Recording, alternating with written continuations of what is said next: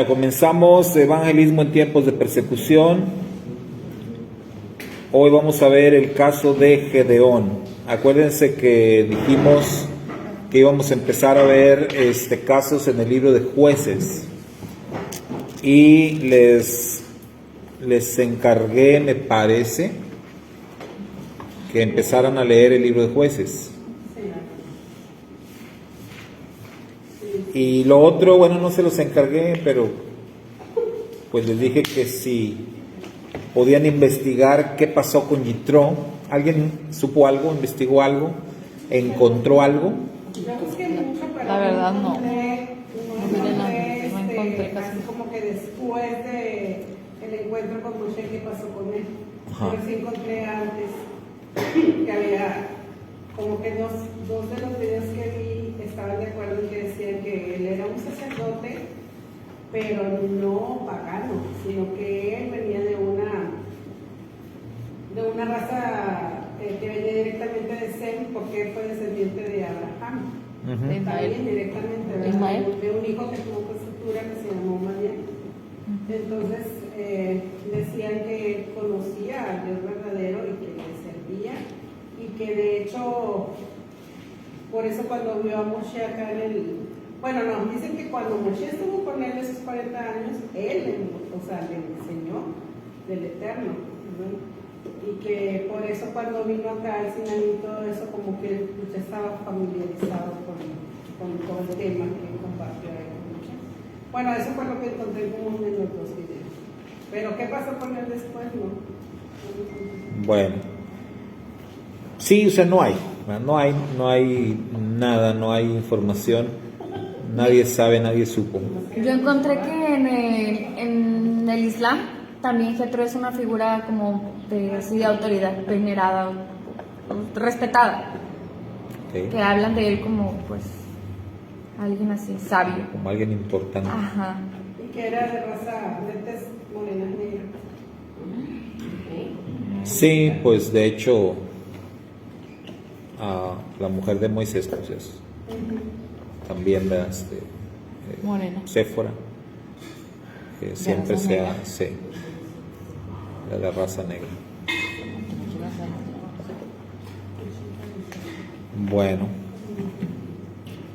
ahí se acaba la teoría de que los negros son del diablo y que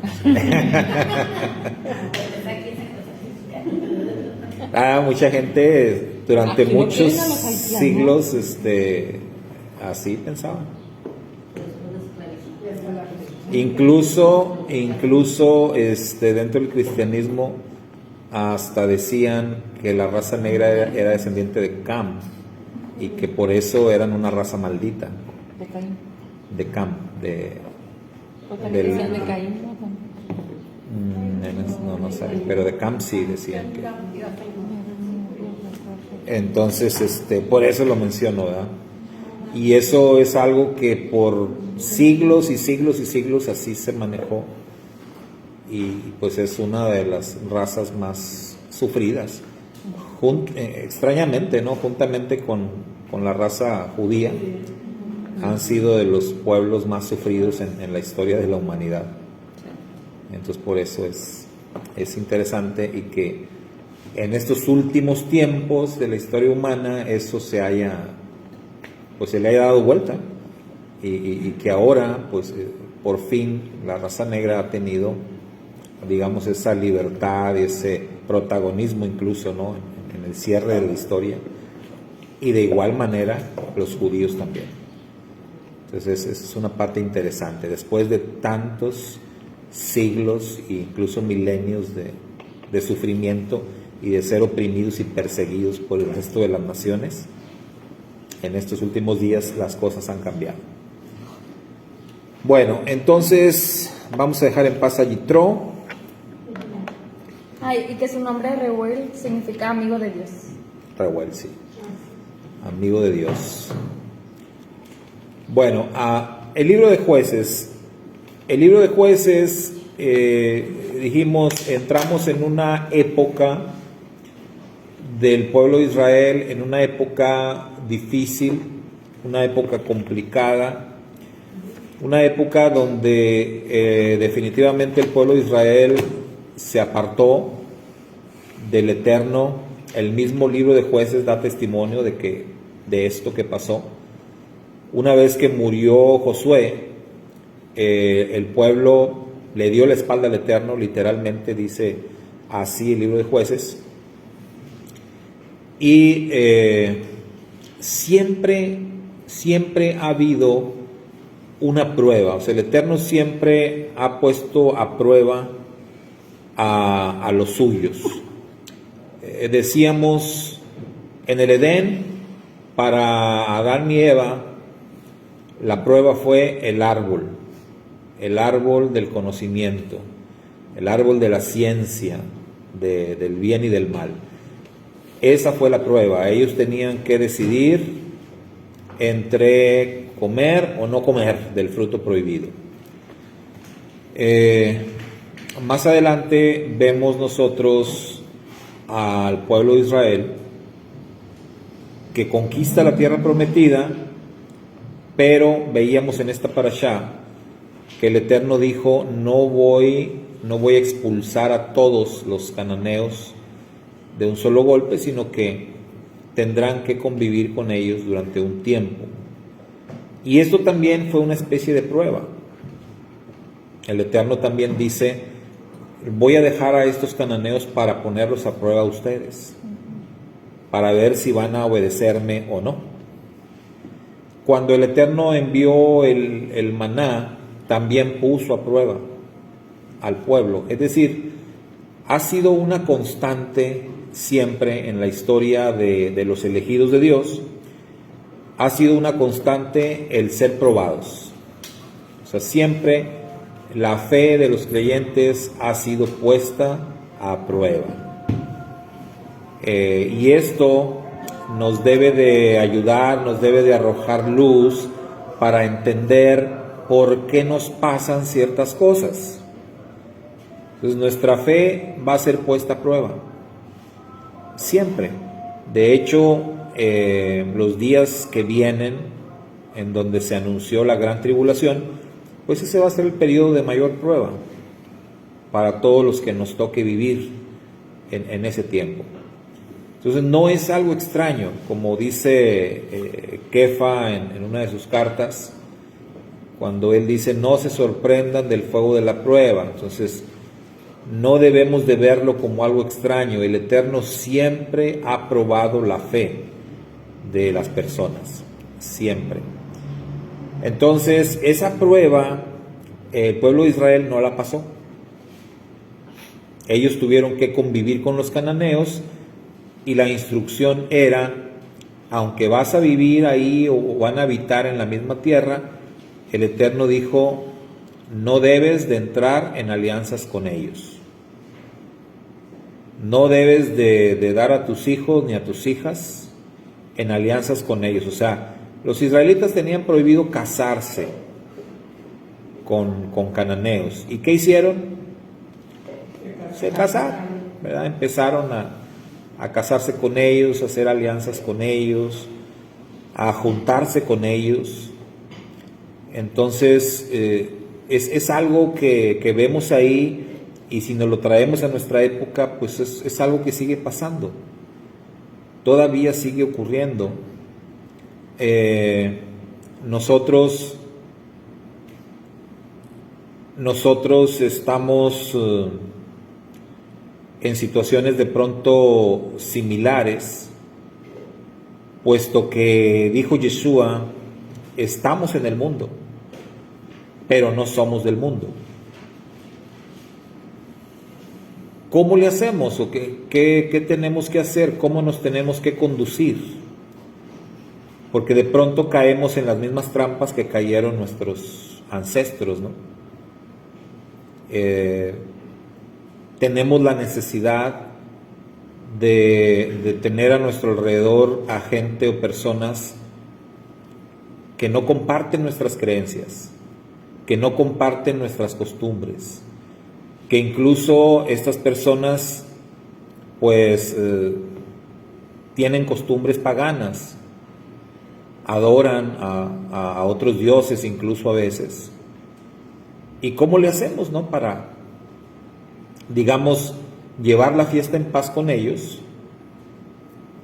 pero sin comprometer nuestra fe, sin comprometer nuestras costumbres o nuestras tradiciones. ¿Cómo le hacemos? Porque lo ideal sería que nosotros seamos una buena influencia para ellos. Pero históricamente y estadísticamente casi siempre resulta al revés. Incluso está escrito que las malas compañías, ¿qué, hermanos? Corrompen las buenas costumbres. Y eso es escritura. Entonces, las malas compañías corrompen las buenas costumbres. Y en la sabiduría mexicana, decía mi mamá, el que con lobos se junta, a aullar se enseña. Entonces, de pronto, si tú tienes amistad con personas de costumbres paganas, y si tú pretendes impactarlos con tu testimonio, con tus costumbres, ¿qué tendrías que hacer? Pues tendrías que como invitarlos, oye, te invito un viernes en la tarde a mi casa, ¿verdad? Para recibir Shabbat, pues porque eso es lo tuyo. En cambio, ellos te van a invitar a alguna reunión tipo pagano o de corte pagano, y es más fácil que ellos te impregnen con sus costumbres, te jalen, y que tú termines participando de costumbres extrañas a las escrituras, a que tú los traigas para acá. Y eso es algo que el Eterno advirtió. Entonces yo no sé cómo, si el Eterno lo advirtió, ¿por qué seguimos insistiendo en que vamos a lograrlo, o que nosotros vamos a lograrlo y que los vamos a traer? Es bien difícil. Por eso es que nos tenemos que cuidar de eso. El pueblo de Israel terminó cediendo ante esta prueba que el Eterno les puso con los cananeos, y terminaron ellos, dice el libro de Jueces, adorando a los Baales. Entonces, tremendo, ¿no? O sea, después de todo lo que pasó con el pueblo de Israel, y ellos terminan adorando a los Baales y dándole la espalda al Eterno. Y nadie, esto también es parte de la Escritura, nadie podemos decir, a mí no me va a pasar. Porque ¿qué dice la Escritura? El que piensa estar firme, mire que no caiga. Entonces nadie podemos decir, a mí no me va a pasar. Yo soy, como dice el poeta ese, yo soy de esas aves que cruzan el pantano y no se manchan. Eso es de hombres. Entonces el pueblo de Israel terminó adorando a los Baales y cayó en un vacío espiritual, que es la época de los jueces. Pero siempre en su gracia, en su misericordia, el Eterno siempre tiene algo, siempre tiene un remanente. Como veíamos hace rato, aunque nosotros seamos infieles, Él permanece fiel. Él no puede negarse a sí mismo. Aunque el pueblo de Israel le dio la espalda al Eterno por completo y se fue tras los Baales, aún así el Eterno, dice ahí el libro, de cuando en cuando el Eterno levantaba un juez, una persona que el Eterno llamaba, que el Eterno redimía, porque fíjense, todo Israel necesitaba ser redimido, todo Israel se había apartado. ¿Cómo le hacía el Eterno? Levantaba uno, rescataba uno, y a ese uno el Eterno lo usaba para llamar, ahora sí que para buscar, llamar y confrontar al resto del pueblo. Lo que hemos venido manejando, ¿no? La búsqueda, el llamado, la confrontación y la tarea. Entonces el Eterno hizo esto con todos y cada uno de los jueces. Pero vamos a seleccionar algunos en los cuales vemos de alguna manera más clara o se nos da más información en el libro de Jueces. Vamos a seleccionar algunos para hablar acerca de ellos y de cómo el Eterno los redimió y la tarea que les encomendó. Pero es importante tener el contexto de lo que está pasando, ¿verdad? En el libro de Jueces tenemos a toda la nación apartada, toda la nación perdida, toda la nación sumida en la idolatría y, por lo que veíamos ahorita en Jeremías, sumida también en la miseria. ¿Por qué? Porque si tú te apartas del Eterno, si tú le das la espalda al pacto, lo único que te puedes esperar es miseria, que te vaya mal. O sea, esto es la antítesis de lo que dice Josué 1.8. ¿Se acuerdan? Ese texto tan popular. Josué 1.8, ¿cómo dice? Mira que te mando Seas valiente. No, es el que dice: nunca se apartará de tu boca este libro de la ley, sino que de día y de noche meditarás en él, para que hagas y guardes conforme a todo lo que en él está escrito, porque entonces harás prosperar tu camino y todo te saldrá bien. Entonces el secreto del éxito en la vida está en Josué 1.8. ¿Quieres que te salga todo bien? ¿Quieres que te vaya bien? Ahí está la clave. Ahí está la clave. Entonces, cumple con lo que dice el pacto. Si tú haces lo que dice el pacto, o sea, ahí está, o sea, todo te va a ir bien. La antítesis es: si me aparto del pacto, si violo el pacto, entonces ¿cómo me va a ir? Mal. Mal. Todo te saldrá mal. Pésimo, exactamente, todo te saldrá mal. Así lo tenemos que ver. Entonces, la época de los jueces, una época de rebeldía. ¿Cómo le estaba yendo a Israel? Pues mal. Obviamente, muy mal. Vivían en miseria, venía un enemigo y los trapeaba, los barría, les quitaba todo. Apenas están recuperando y venía otro y venía otro. Les fue peor que a los egipcios con las plagas, para que me entiendan, ¿no? Ahora Israel estaba padeciendo con los filisteos, con los amorreos, con los madianitas. Todo el mundo venía a molestarlos y a quitarles lo poquito que tenían y a esclavizarlos y a robarles la tierra. Y el Eterno pues los entregó, como dice la profecía, en manos de sus enemigos. Eso es desde que muere Josué hasta antes de Saúl. Sí. Sí, porque se considera, lo mencionaba Karen la semana pasada, por ahí Elí es considerado como que, y todavía Samuel, ¿no? Como que los últimos jueces, aunque no están en la lista, pero digamos, es como el cierre de esa temporada, ¿no? Y ellos son los últimos personajes reconocidos como líderes de esa época del pueblo de Israel, antes de la época de los reyes. Serían 12 jueces, pero con ellos 14. Con ellos 14. Y es interesante porque recordemos que Israel tradicionalmente se dice que tuvo 12 tribus, o que tiene 12 tribus de Israel, pero en realidad son 14. ¿Verdad? ¿Sí, Iván? Es que de hecho, creo que la semana pasada hablamos un poquito de ello. Y sigue tantito sobre esa época. Y es que justo cabe la casualidad de que tanto Josué no encontró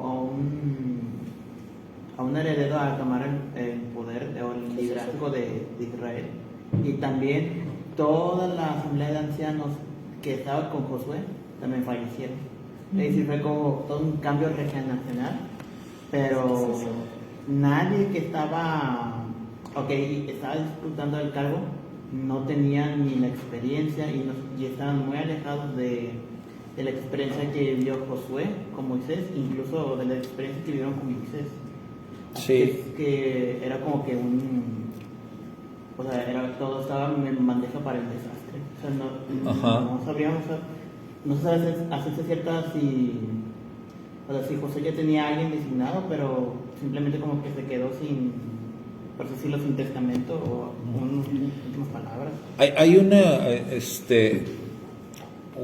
vez escuché, creo que fue un comentario de un predicador, en donde él decía, estaban en ese tiempo las Olimpiadas y decía él, ¿han visto las carreras de relevos? Las carreras que hacen en atletismo de relevos, que de 400 metros o 4x400 o así.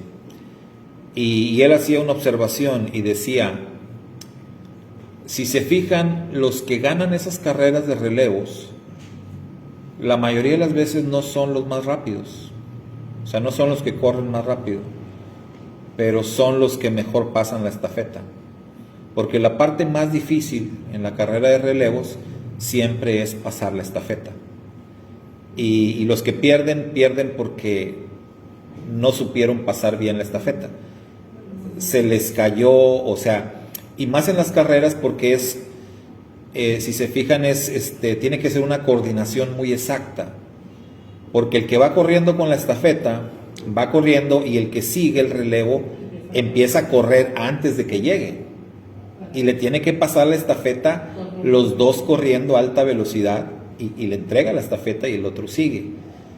Entonces, la mayoría de las veces el equipo que gana esa carrera es porque fueron los mejores a la hora de pasar la estafeta, no porque corrieron más rápido, sino por su habilidad de saber pasar la estafeta. Lo que pasó, que decía Iván, con esa generación del pueblo de Israel, fue precisamente eso. No hubo una buena coordinación, no se supo pasar la estafeta. Josué no tuvo un sucesor. Los ancianos, los líderes del pueblo, no tuvieron buenos sucesores. Por ahí, y cuando pasó lo de Elí, se iba a repetir la cosa. Nada más que ahí, bendito el Eterno, metió la mano, ¿verdad? Y dijo, ahí, puso a Samuel ahí, ¿no? Pero, porque, ¿cómo eran los hijos de Elí? ¿Se acuerdan? ¿Y cómo acabaron, no? Entonces, los hijos de Elí, una vez que muriera Elí, eran los que iban a tomar ahí el mando. Pues no iban a hacer un buen trabajo. Entonces Samuel ocupó ese lugar. Realmente Samuel vino a ocupar el lugar de Elí como líder, y Samuel hizo un buen trabajo. Entonces el tema de no saber pasar la estafeta, no hacerlo correctamente, siempre ha causado ese daño. En el tiempo de los reyes vemos que se repite la situación. Ustedes leen los libros de los reyes o de las crónicas de los reyes, y ¿qué observamos ahí de una forma repetitiva? De que a algunos reyes les fue bien. ¿Por qué? Dice ahí, porque anduvieron en los caminos de David su padre. Y los reyes que les iba mal, se apartó de los caminos y le fue mal. Entonces eso era lo que pasaba. Si un rey andaba caminando conforme al pacto, le iba bien y al pueblo le iba bien. Pero si un rey caminaba fuera del pacto, le iba mal al rey y le iba mal al pueblo. ¿Por qué? Porque está escrito, donde no hay dirección sabia, caerá el pueblo. Entonces, vemos eso como una constante. En la época de los jueces, el Eterno levantaba un juez que él redimía, y la tarea del juez era, pues, despertar un avivamiento en el pueblo. Pero ¿qué dice el libro de Jueces? No despertaban, no había avivamiento, o duraba poquito, ¿verdad? Veíamos ahí, cuando vimos lo de Débora, que gracias a la acción que llevó a cabo, recuérdenme el nombre de Yael, hubo 40 años de shalom, de que les fue bien. Vamos a ver lo que pasó con Gedeón, ¿verdad? Gedeón fue uno de los, yo creo, más reconocidos, uno de los mejores jueces que hubo, y cómo le fue al pueblo de Israel. Pero el tema es que, o la constante era que, aunque duraran 40 años, 70 años, 80 años de irles bien, siempre terminaban otra vez mal, otra vez apartándose. Y ese es el tema, esa es la situación, y lo que se busca acá es la constancia, hermanos. Por eso está escrito en nuestros libros sagrados: mas el que persevere hasta el fin, ese será salvo. O sea, hay que tener una constancia. Yo recuerdo mucho, con mucho cariño, unas palabras que nos dijo un pastor que invitamos a predicar en un servicio de aniversario, cuando celebrábamos los aniversarios de la iglesia, ¿no? Y en un servicio de aniversario invité a este pastor que vino de Matamoros, y él estuvo acá predicando, y ese servicio de aniversario lo recuerdo mucho porque la verdad creo que ese año nos esforzamos mucho como iglesia. ¿Traíamos las playeras? ¿Te acuerdas?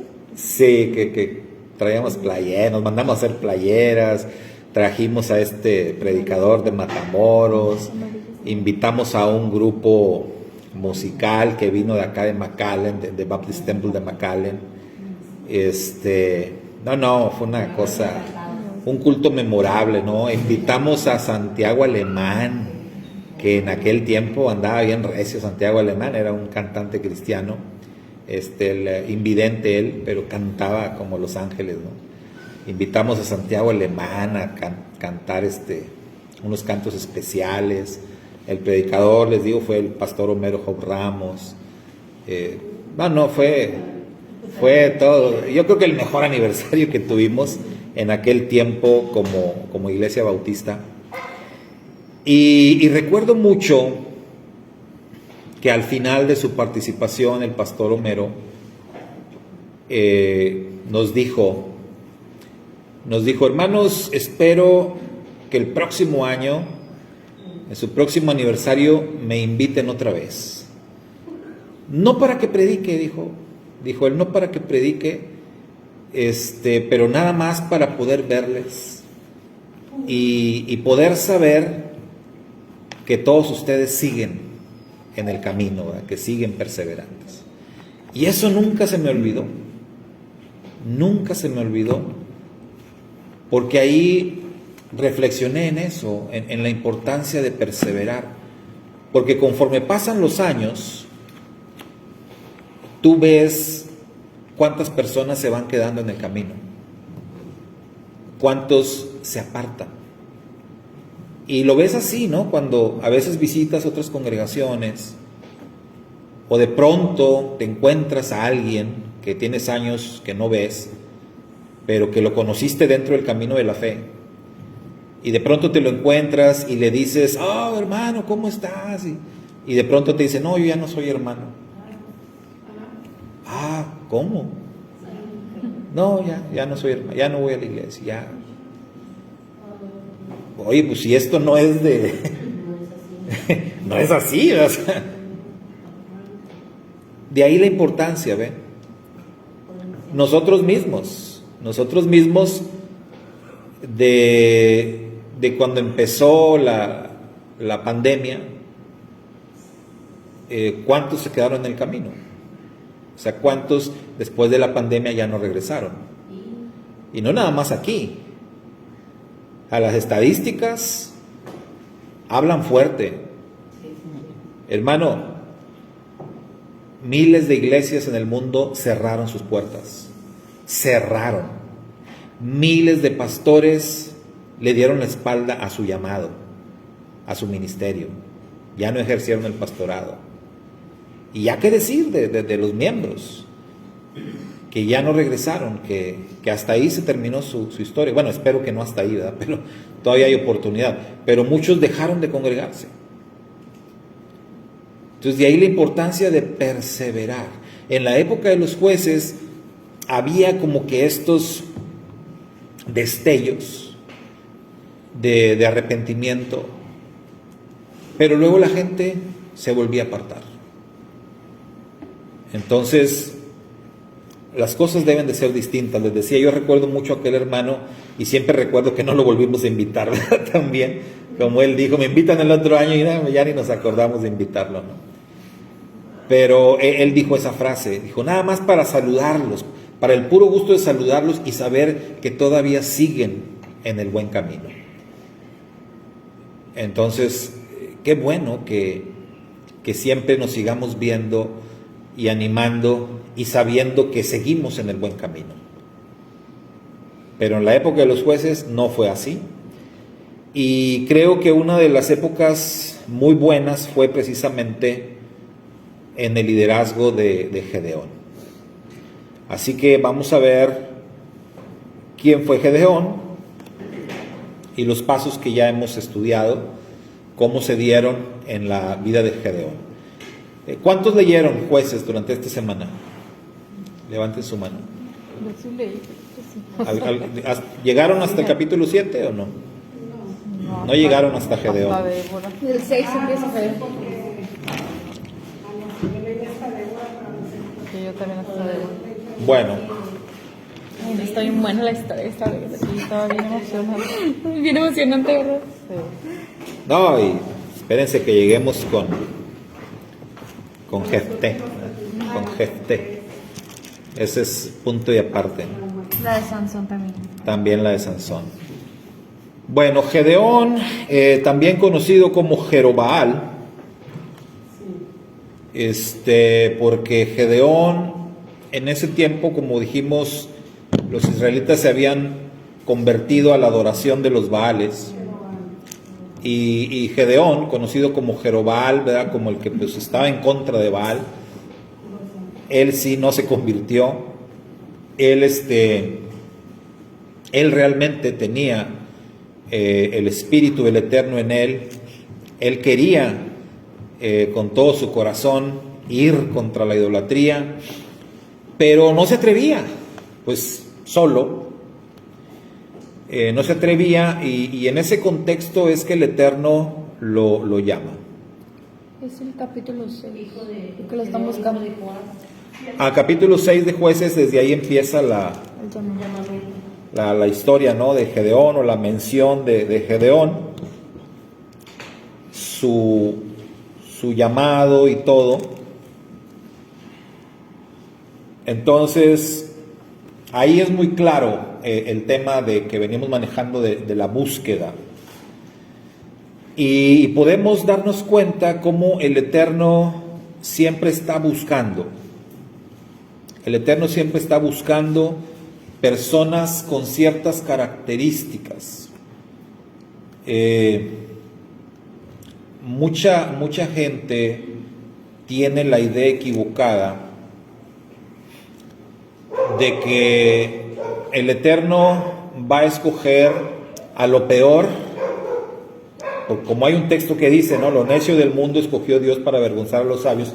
Entonces muchos malentienden eso y tienen la idea de que el Eterno siempre va a escoger a las peores personas, a los más malos, a los más pecadores, son a los que va a escoger el Eterno para transformar sus vidas y hacer de ellos unos grandes siervos. Y no puede haber una idea más equivocada. O sea, cuando nosotros vemos toda la historia del Tanaj, ¿verdad?, del Antiguo Testamento, y vemos que el Eterno busca personas, nos damos cuenta que el Eterno busca personas que ya traen ciertas características, cierta inercia, cierta inquietud, como cuando hablamos de Abraham y decíamos, Abraham ya tenía en su corazón la idea de que él le molestaba los ídolos, y de que él pensaba, tiene que haber un creador, alguien que hizo toda esta grandeza. Y entonces el Eterno busca personas así. El Eterno busca personas que tengan inquietudes, personas que no estén conformes con el sistema de este mundo, personas que realmente se rebelen o estén en contra del mal. Y ese tipo de personas el Eterno busca. Entonces Gedeón era una de esas personas. En su generación, Gedeón fue notable porque él tenía esas inquietudes. Por eso el Eterno lo buscó a él, por eso lo escogió a él, por eso no escogió a otro, porque él tenía esas características, porque él tenía esas cualidades. Solamente, digamos, le faltaba un puchecito, ¿no? Un apoyo, alguien que le diera fuerza, en este caso el Eterno, y que le diera seguridad, que le diera confianza, y Gedeón pues iba a hacer grandes cosas. Entonces, ¿cómo es que ahí, si ya leyeron un poquito, les estoy dando tiempo para que lean un poquito? Como que estaba joven, ¿verdad? Sí. Porque dice que era el más chico de su casa. Aquí dice que era el único que quedaba de la casa de su padre. Ah, el único. Y aparte, El menor lo acá que es dice. la casa de su padre, o sea, eran los más, bueno aquí en mi versión dice los eran más pobres. miserables, Sí. pero eran los más pobres. Y aparte, aquí Gedeón le responde de manera muy, muy altanera al Eterno, porque le dice, le dice que Dios está contigo, valiente guerrero, y entonces le responde, dice, si está con nosotros, o sea, ¿por qué nos ocurre esto? ¿Por qué nos sucede esto? O sea, ¿por qué? Ok, a ver, esa parte otra vez, ¿verdad? Porque ya establecimos que el Eterno busca personas con ciertas características, pero cuando se da el encuentro, hemos dicho otras veces cómo el Eterno llamó a Adán, cómo el Eterno llamó a Elías, y aquí el Eterno cómo llamó a Gedeón. Se le apareció una. Ok, se le apareció, pero cuando lo llama, Dice, Valiente guerrero. Jehová envió a los hijos de Israel un varón profeta, no dice quién, el cual les dijo, así ha dicho Yahweh, Dios de Israel, yo os hice salir de Egipto, yo os saqué de la mano de servidumbre, dice, y yo os dije, yo soy Yahweh vuestro Dios. En el verso 12 dice, cuando el ángel de Yahweh se le apareció y le dijo, Yahweh contigo, valiente guerrero. esa Sí, es la y parte. vino el ángel de Yahweh y se sentó debajo de la encina que está en Ofra. Ujú. Y el ángel de Yahweh se le apareció y le dijo, Yahweh está contigo, varón esforzado y valiente. Ok, porque esas son las palabras con las que él recibe su llamado. Entonces vemos aquí, no se le llama por nombre como en los casos que ya hemos visto. Pero estos adjetivos o títulos con los que se le llama, pues, oye, lo primero, las primeras palabras. No, un comentario. Ajá. Que aunque le hubiera llamado por su nombre significa guerrero poderoso. O sea, de todas maneras, o destructor. Destructor. También ¿Sí? su nombre es.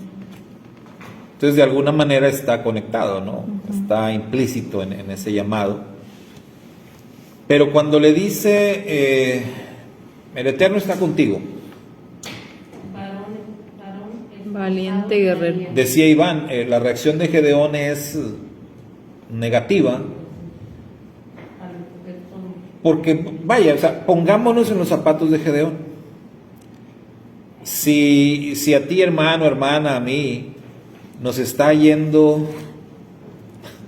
de lo peor, o sea, de esas rachas que todo te sale mal, que todo te va mal, si estás en la miseria, si los enemigos te están pisoteando, si vaya, y que alguien te diga, el Señor está contigo, no creo. Sí, o sea, lo primero que, pues, ¿cómo? Si el Señor estuviera conmigo, no me estaría yendo así como me va. Pues que alguien te diga eso es complicado, ¿verdad? Digo, tenemos que entender la reacción de Gedeón. Porque sí es como de, sí, pues es como que Como- no parece. Como ¿Dónde están todas sus maravillas? Y Gedeón le respondió, Señor mío, si Yahweh está con nosotros, ¿por qué nos ha sobrevenido todo esto? ¿Y dónde están todas sus maravillas? Y está dolido, contesta con cierta ironía, ¿verdad? Por la misma situación. En ese momento él no va a pensar en que lo que le está pasando es justo, ni no. Él solamente piensa en la situación y considera que esta frase de que el Señor está contigo, pues no es cierto. Él considera que no es cierto y por eso responde así. Pero en ese llamado vemos nosotros ya revelado pues un plan.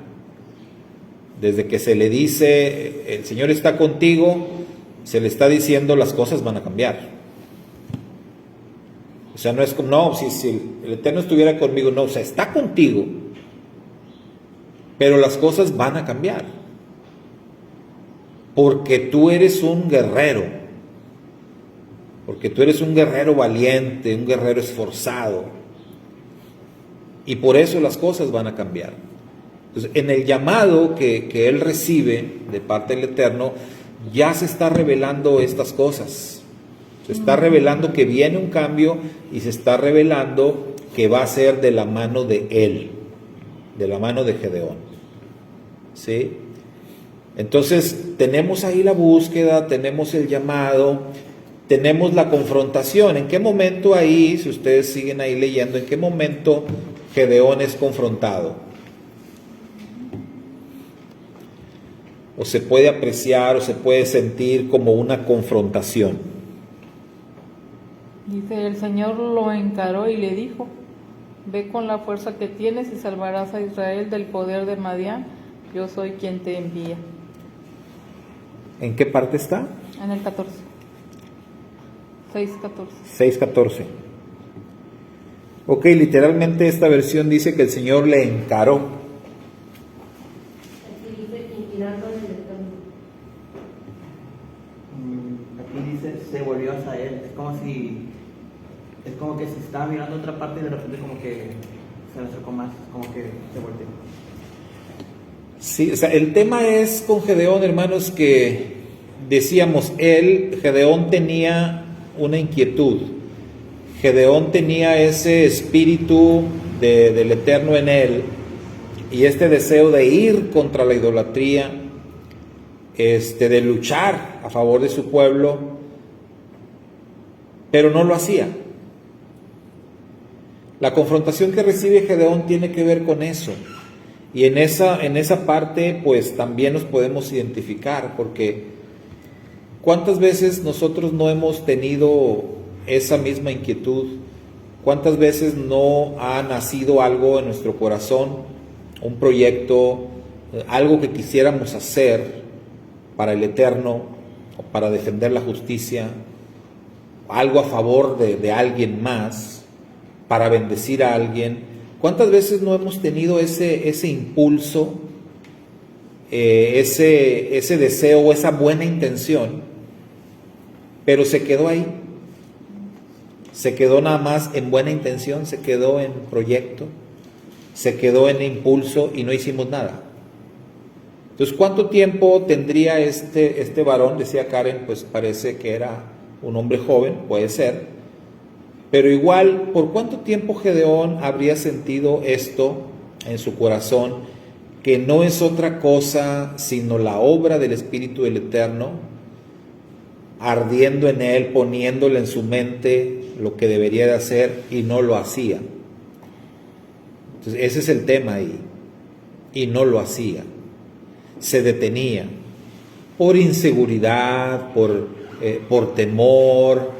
Y todo eso puede ser entendible completamente, ¿verdad? Porque estamos hablando de enfrentarte a un monstruo, o sea, enfrentarte en este caso a un ejército terrible, los madianitas, pero primero enfrentarte a los tuyos, porque tu propia gente está sumida en idolatría. Entonces ese temor de enfrentarte siempre te lleva a, no, mejor no. mejor no lo hago. Entonces Gedeón en cierta manera es confrontado por eso, por no decidirse a finalmente hacer lo que tenía que hacer. Pues de hecho, lanza las excusas de que como que entiende que entiende el mensaje y lo que quiere el ángel para él que haga, pero dice, y aunque si fuera, la tribu de Manasés no es como que diciendo que su tribu no va a poder hacer nada. A lo mejor diciendo que, pues, ¿por qué no escoges a alguien más de la tribu de Efraín que son más numerosos, o la de Rubén que está al otro lado, que se supone que están dispuestos a batallar porque a mí y a mi tribu? Sí, o sea, y eso es algo que les parece familiar, Moisés, las excusas. Nosotros mismos, ¿no? Cuando el Eterno quiere usar nuestras vidas, empezamos no, pues que yo no tengo mucho tiempo, es que a mí ya tengo muchas ocupaciones, es que esto, es que aquello, es que no soy bueno para esto. Empezamos a poner excusas. Y Gedeón también. Pero acá lo que cuenta es, tú ya tienes la inquietud, el impulso, el espíritu para hacer las cosas. Entonces la confrontación para Gedeón era más que nada eso, el por qué no se había decidido. Entonces tiene que venir de plano el ángel del Eterno para llamarlo, para confrontarlo, para impulsarlo y casi obligarlo a hacer lo que tenía que hacer. Entonces, de esa manera es como Gedeón es redimido. O sea, llega un momento en que él es redimido, él es rescatado de toda esta cuestión, de toda esta idolatría en la que estaba sumido el pueblo, de toda esta miseria. Él es rescatado, pero otra vez es rescatado en base a algo que ya él sentía en su corazón desde antes. Ahora, en esa redención de Gedeón, en ese rescate del cual él es objeto, como hemos visto en todos los casos anteriores, tú eres rescatado o eres redimido para llevar a cabo una tarea. El Eterno viene, cambia tu vida, te rescata, no para que te quedes sentado, no para que te quedes sin hacer nada, no para que digas nada más te quedes cantando soy feliz, Cristo me salvó y ya, no. Él te salva, Él te redime porque te va a asignar una tarea, porque tienes que cumplir con un ministerio, con un propósito. Y en el caso de Gedeón, ¿cuál fue la tarea que se le encomendó? Liberar a Israel de los madianitas. Nada más. Nada más eso, ¿no? Bueno, ahí lo primero que le pide también es que derribe el altar de su papá de Baal. Eso sí está muy... ¿Por qué creen que es así, hermanos? Porque tiene que empezar con la casa. Exactamente. Está escrito, ¿no? Que el buen juez por su casa empieza. Gedeón, tú vas a liberar a Israel de la mano de los madianitas. Pero este asunto del dominio de los madianitas vino por causa de la idolatría, porque Israel está sometido a los Baales. Entonces, para empezar, tienes que empezar por tu casa. Entonces, ahí en tu casa hay un ídolo. Entonces, como que el Eterno dice, pues, ¿cómo? ¿Cómo que te estoy llamando y en tu casa hay un ídolo? ¿Cómo vas a hacer tú un instrumento si tú mismo tienes ahí un ídolo en tu casa, ¿no? En la casa de tu padre? Entonces empecemos por ahí. Empecemos por limpiar la casa, y una vez que limpies la casa, entonces sí, tú vas a ser el instrumento de justicia, ¿verdad? Para liberar a Israel de los madianitas. Y no estaba fácil. No estaba fácil, porque empezar la tarea por propia casa siempre es empezar por lo más difícil. Pero eso es lo que el Eterno quería. ¿Lo hizo Gedeón o no? Sí. En la noche, porque como que dice que le dio miedo. Es cierto. Sí. Se entiende también, ¿no? Pero bueno, lo importante es que lo hizo. Y cuando lo hizo es que se le da el otro nombre. Ajá. Ahí se le llama Jerobal. Jerobal. Viene el cambio de nombre, porque ya finalmente lo hace, ¿no? Echa abajo el ídolo de Baal o el Baal que había ahí en casa de su padre, y viene entonces el cambio de nombre y digamos se le considera apto para la tarea. En otras palabras, si quisiéramos determinar el momento exacto en que él es redimido, pues es ahí. Cambio de nombre. Él es redimido cuando derriba el Baal de la casa de su padre. Ahí es redimido, ahí él está demostrando que es apto para la redención y que es apto para cumplir con la tarea encomendada. Entonces, bueno, ya más adelante, como parte de la historia de Gedeón, vienen las famosas 3 señales que Gedeón le pidió al Eterno, que también se puede entender, porque finalmente el ejército madianita, hermanos, ¿de cuántos era? ¿Han leído sobre eso? Aunque no tengamos un número exacto, pero las figuras que utiliza la escritura, pues es para darnos la idea de que eran muchísimos. A los madianitas eran, no, hombre, como langostas, ¿no? Como la arena, con nombre. Un ejército enorme, sí, muy, muy grande, muy temible. Y cuando Gedeón, finalmente con el llamado del Eterno y con la tarea asignada, Gedeón, digamos, comienza a convocar a su ejército, ¿cuántos pudo juntar? 22,000. 300. ¿qué? No, el total primero, 22,000. Ok. Entonces, pues Gedeón pues, tiene sus dudas, ¿no? Pues es lógico. Yo voy con 22,000 contra un ejército de, no sé, 500,000 a lo mejor, si no es que más. Pues lógico que tenga mis dudas. Entonces, Gedeón, ¿qué hizo?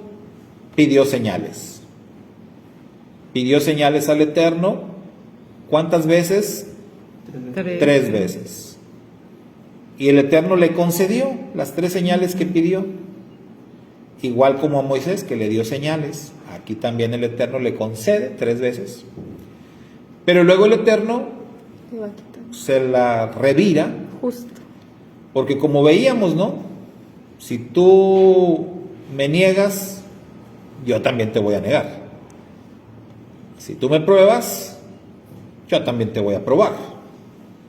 ¿Cuántas veces probó Gedeón al Eterno? 3. ¿Cuántas veces el Eterno probó a Gedeón? 3. Entonces ahí viene la parte que el Eterno le dice, oye, veo como que llevas mucha gente. 22,000 son muchos. De hecho, serían 32,000 porque 32. se van, nada más dicen, el que tenga miedo y le tiemblen las piernas, se pueden ir. Y ahí se fueron 22,000, como, bueno, se quedaron 10,000. Sí, se fueron 22. Esa fue la primera prueba, ¿no? A ver, les vas a preguntar, a ver, aquí sinceramente, ¿quiénes realmente quieren ir a la batalla? O sea, ¿cuántos tienen miedo? Y no, pues 22,000 levantaron la mano. Bueno, ustedes no sirven para la guerra, mejor váyanse para sus casas. Quedaron 10,000. Ahí se quedó con 10, ¿verdad? Ahí. Y Yahweh dijo, aún es mucho el pueblo. Y el Eterno le dice, todavía traes mucha gente. Vamos a hacer otra prueba. Está bien rara la otra. Llévalos allá a las aguas, llévalos al río.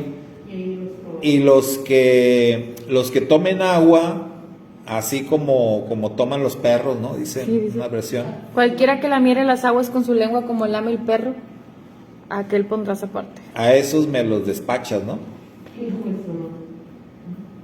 Y en cambio los que beban agua, o sea, agarrando, ¿no? ¿Qué era la diferencia, hermanos? ¿Qué ven ustedes que es la diferencia ahí? Y bueno, yo encuentro dos. A ver. La Lo que- primera es que, bueno, es que o sea, los que hacían eso, a mi parecer, o sea, oye, es como que pues, algo indigno, ¿no? Que seas como un perro. Aunque, pues, aunque se entendería con la estrategia, porque creo que sí lo he escuchado anteriormente, es que tenían la espada desenvainada y lo hacían así, o sea, por si llegaba cualquier enemigo y nada más para actuar. Y los otros no, o sea, por eso dije, o sea, pues, beben agua normal, o sea, para beber. Es que también como que tienen la confianza de que pues no va a pasar nada. Están como que tranquilos. Válido. ¿Y quiénes se quedaron? Esos, sí, los que tomaron el agua con sus manos. Yo digo que están como alertas ellos, ¿no? Y nosotros, pues, A ver, ¿quiénes estaban alertas y quiénes no? No, se quedaron los que lamieron el agua con su lengua, ¿no? No, no se quedaron. Se quedaron los que con las manos. Porque dijo que tenían Lean bien el texto. ocupadas las manos. Pues. Dice, y fue el número de los que lamieron llevando el agua con la mano a su boca 300 hombres, sí, y ellos se quedaron. Ok. Sí. Entonces,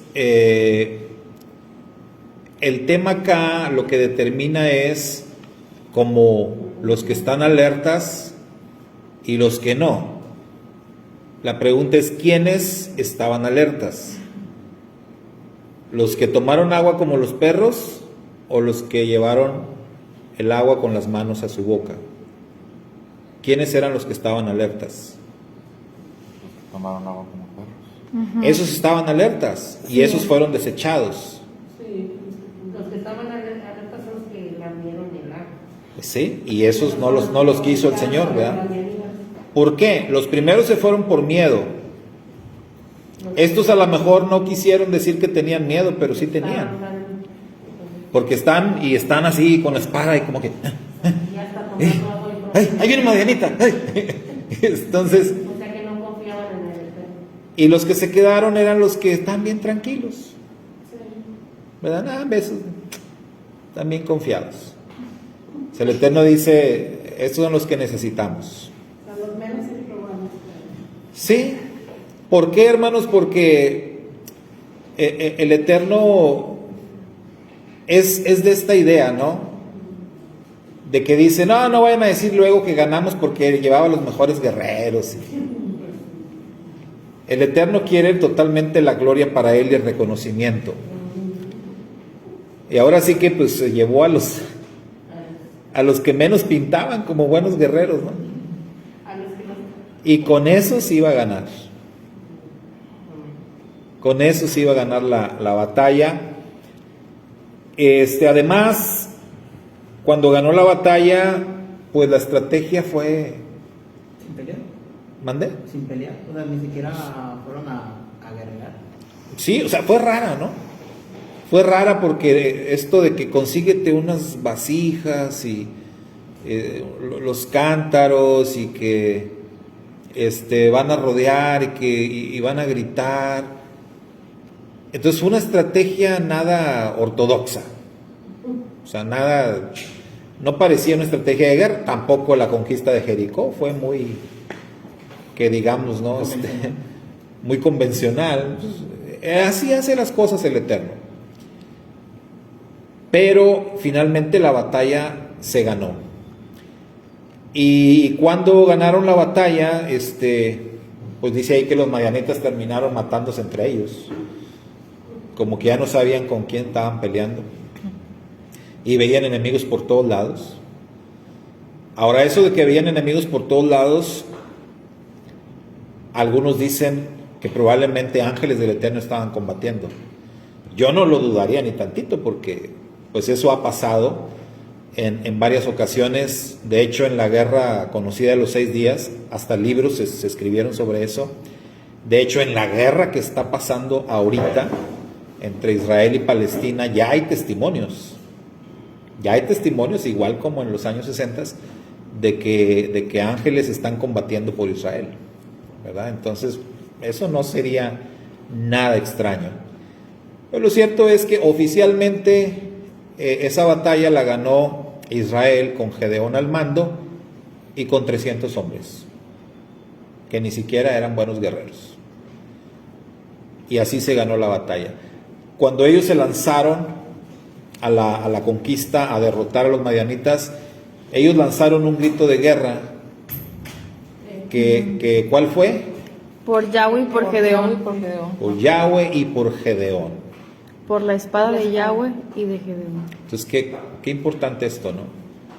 Cuando estás en la batalla, lo haces por el Eterno, pero por el líder que está en ese momento ahí, guiando, dirigiendo. Entonces, es la figura que ellos ven. El Eterno es espíritu, pero hay una figura que está ahí, que le pone cara, y en este caso era Gedeón. Y de esta manera, Gedeón logró liberar a Israel de los madianitas. Y vendría un periodo bueno. Busquen ahí cuánto tiempo fue. 40 años. 40 años. Bueno, parece que el 40 le gusta al Eterno, por algo es. El 12 y el 40. El 12, el 40, el 50, el 70. El 7. Tuvo 70 hijos. ¿Mande? 70 hijos tú. 70 hijos, fíjense. 70 hijos. Bueno, entonces ahí está, este es el caso de Gedeón, este varón que el Eterno escogió para redimirlo y para darle al pueblo de Israel algunos años de redención, algunos años de shalom, en medio de todo lo que estaban viviendo. Entonces, la próxima semana vamos a ver otro caso, otro de los jueces notables. No vamos a verlos todos, pero vamos a ver los más notables, los más destacados. Ya empezamos con Gedeón. Y les decía desde las semanas anteriores que el ver estos casos de los jueces es algo que nos puede motivar mucho, porque nosotros estamos en una época muy parecida y nos podemos identificar con Gedeón, con Sansón, con Jefté, con cualquiera de estos jueces. Nos podemos identificar y sentir que somos esos instrumentos del Eterno, que somos como esos jueces que el Eterno escogió para darle una nueva oportunidad a ciertas personas. Quizás nosotros no vamos a tener un impacto a nivel nacional, pero sí podemos tener un impacto con algunas personas a las cuales podemos realmente redimir o ser su instrumento de redención para acercarlos al Eterno. Esa es la idea también de que estemos estudiando estos casos en la vida de los jueces. Bueno, pues shalom, hermana Norma, hermana Ketita. Hermana Ketita dice: yo estoy viviendo una gran prueba. Ay, hermana, pues hermana Ketita, en lo que podamos servirle, después nos comparte qué está pasando para orar por usted, y si podemos ayudar de otra manera, pues cuente con nosotros también. Por lo pronto, aquí los hermanos que ya vieron su comentario, pues van a estar orando por usted, ¿verdad, hermanos? Sí. Nuestra hermana Ketita, Amén. que dice que está viviendo una gran prueba. Bueno, pues, Hermana Irene pidió que oráramos por Abby. yo creo que aquí, a ver, levanten la mano todos los que están pasando por pruebas ahorita. Hermana Ketita, mire, si usted pudiera ver aquí, todas las manos están levantadas. Vamos a hacer la cámara. Todas las manos. Como testimonio. A ver, para que vea, ¿ya? Para que vea la hermana Ketita, mire. Aquí todos, hermana, todos levantaron su mano porque todos están pasando por pruebas de diferentes clases, de diferentes tipos, ¿verdad? Creo. Temporadas como estas en la comunidad. Sí. Alguna vez escuché decir a a mi hermano pastor, al que fue mi mentor cuando estábamos como parte de la iglesia que él dirigía. Alguna vez él dijo, creo que nuestra iglesia ha sido unida por el dolor, porque hubo una racha en aquella época en la congregación en donde así se vinieron varias situaciones en varias familias que sumergió a la iglesia como en una rachita así de mucho dolor. Y bueno, después algo bueno resulta, ¿verdad? Siempre. Pero ahorita que decía Karen, pues creo también que esta ahorita está siendo una etapa difícil para nosotros, donde la mayoría hemos sido golpeados, ¿verdad? Por una razón, por otra, y todos estamos pasando, ¿verdad? Por pruebas difíciles.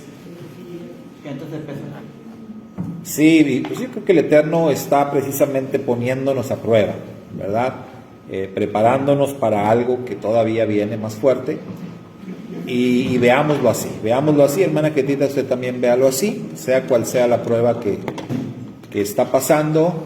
Recuerde estas palabras que le dijo el ángel a Gedeón: el Eterno está contigo. ¿Verdad? Eso es lo primero, el Eterno está contigo y tú eres un guerrero valiente. Tomemos esas palabras de Gedeón y quedémonos con esas palabras cada uno de nosotros, y yo creo que eso nos puede dar mucho ánimo. Shabbat Shalom. Nos vemos, hermana Ketita y demás hermanas que estaban conectadas.